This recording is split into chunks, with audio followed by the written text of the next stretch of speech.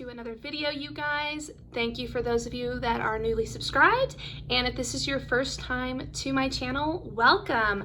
My name is Allie and I work for the largest regional carrier for American Airlines, but I'm not going to tell you who it is, but that's okay. You can figure it out on your own. I wanted to talk to you guys today about something I get asked a lot. Probably more than people ask, how do you become a flight attendant? The next most asked question is, can you afford to become a flight attendant? Are you going to take a pay cut? And how much do you make? How much can you make? And hoping I can answer that for y'all today in this video, so let's get into it. First things, when you are a new hire flight attendant, you are on what's called reserve. Reserve means that you are basically on call. It depends on the airline and the way that they operate, but when you're on reserve, you are guaranteed a certain amount of pay hours because you don't know what you're going to fly 1 month to the next because they could call you at the last minute for anything. So companies typically pay 75 hours. Some pay more hours, but usually it's about 75 hours total, and that's for the month. Then, depending on the pay, sometimes when you go to apply on some of the websites, it'll give you their pay, or you can kind of try and find their pay scales, but starting pay can range. It can be as low as $17. My company, it's $18.95 per flight hour, and it can go up to as high as American mainline is $30 and some change right now. That's starting pay. Then you get pay increases each year that you're with the company up until a certain point, and then it caps out. But we don't want to look at that number. You want to look at where you're starting because that's where it all starts from. So my company, it's $18.95. So the best way to determine if you can afford to become a flight attendant is to first do that math. Take the 75 hours times whatever the pay is, see what it equals to, and then subtract some taxes from it, whatever your taxes are now, kind of subtract that from that, and see if you need health insurance. I have health insurance for myself and my family, and those things obviously take away. Plus, most airlines have union dues, so you'll pay a little bit towards that. Usually it's no more than like $50, but it depends on the airline, and that's per month, so it's not crazy. But that's it as far as how much, the littlest you can make. Honestly, that's probably the lowest amount you'll make, is if you didn't. That'd be like if you're not flying at all and you're only being paid 75 hours times your hourly rate. Typically you do fly, obviously. That's what we're here for. And when you do fly, every time that you are away from base, so right now I'm on a layover, I'm on a 4-day trip, so I left Dallas at 6, I clocked in at 6:30, my day started at 6:30 this morning, and I go back to Dallas on, it's Saturday's today, and then Tuesday. Oh gosh. See, this is what happens when you're a flight attendant. You forget what day it is. Saturday, Sunday, yeah, Tuesday. I go back, and so when I go back, that's when excuse me. So from the time that I left Dallas to the time that I come back on Tuesday, I'm being paid a rate, and it can range depending on the airline, but for my airline, it's $1.90 per hour for every hour that I'm away from base on a trip. And that's non-taxable money. So let's say, for example, on a good month, you do 4-day trips or 5 4-day trips, let's just say, and you could have as much as 200 to 300 hours of per diem. That's what it's called, per diem. And at that per diem rate, so you multiply that 300 by the 1.90 or whatever it is. Each airline's different. I know that mainline American, they make, it's like a little over $2. International's different too, but that's basically the gist about per diem. And that's how you make your extra money too, is because that adds on to your check at the end of the month. It really does. It makes a huge difference in what you make.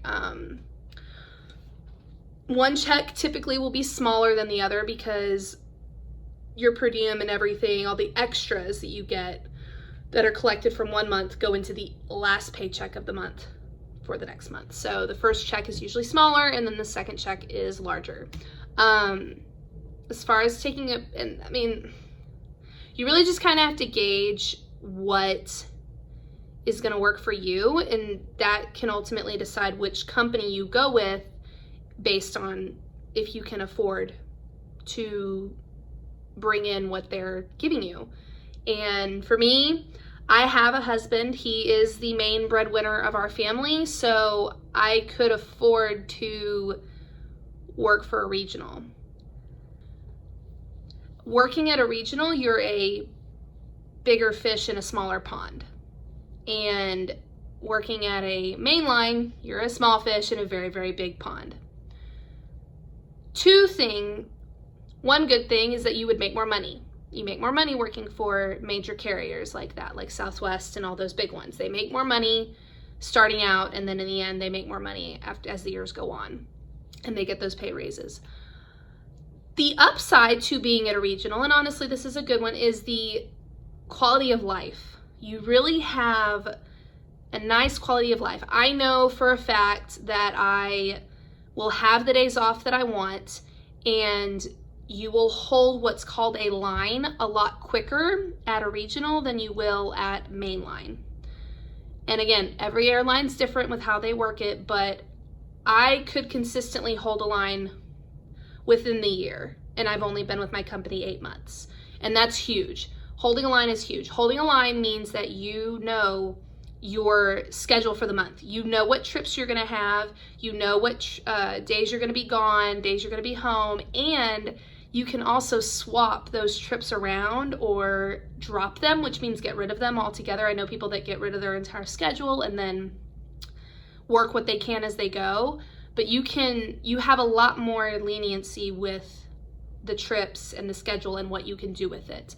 And that is what you want as a flight attendant.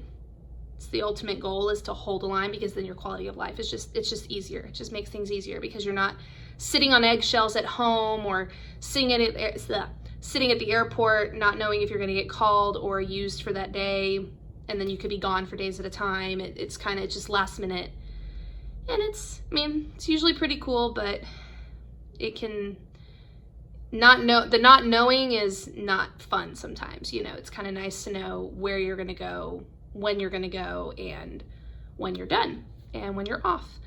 So I hope that answered some questions about pay and whether or not you can afford it. Something you can do on the side is you can work on your days off. You can pick up trips. We call it open time, OT, and it's not OT in the sense that you get paid time and a half, but say you get paid for the 75 hours, that's your guarantee per month. Let's say I pick up a trip to a few turns or an overnight that's worth 5 hours. Those 5 hours go on top of the 75 hours per month. So I'm now making, instead of 75 hours per month, I'm making 80. So you can do that. That can be like your side hustle. For me personally, I was a hairdresser for 8 years, and I choose to do that on the side to make a little extra money because I don't want to spend any more time away from my family on my days off by flying. I can do hair when I go home, and it's convenient. So, and hopefully I'm going to be eyelash extension qualified soon. I'm pretty excited about it. I'm hoping, fingers crossed, I can go to the training and become certified in that. So that'll be another little side hustle.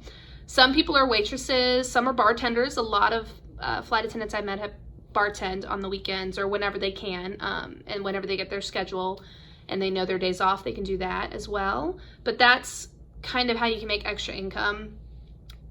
Flying, you'd have to work extra. You just would. You'd have to work on your days off, and that's the only time you can actually make extra flying hours, or flying money, I should say. And I'll go ahead and just kind of touch on the subject a little bit just so y'all have an understanding too. But trainings are unpaid. Don't sit there, sorry, little full disclosure, do not pay and go to flight attendant training schools. There are some out there. It might help you to see what the job is like, but when you get hired at that airline, they're going to put you through their training. So you will have paid money to go to a training that didn't do anything for you. So don't do it. Wait till you get hired and then go to training. Training is not paid. Trainings are just unpaid. It's just, but some are paid, but there's just a few airlines that do them. Most of them are unpaid, but they're putting you in a hotel room, typically with a roommate, and they feed you, usually breakfast, lunch. Ours did dinner as well.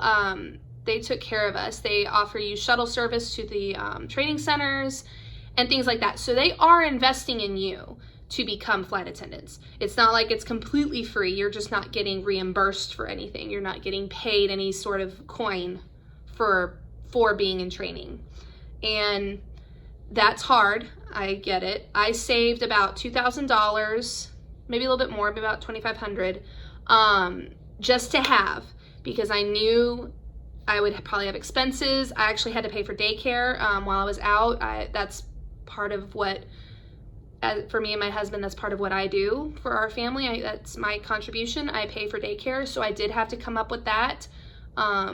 If you have family to take care of your kids, right on, if you have kids. If you don't have kids, this life is so much, I feel like, less stress because you're adulting, but you don't have those strapped responsibilities. Yeah, so I hope this video helped you guys, any of you out there with any questions about pay, why training's unpaid, and all that kind of stuff. So thank you so much for watching. Once again, I hope y'all liked this video. Be sure to like this video if you enjoyed it or if it was helpful to you, and I will see y'all next time.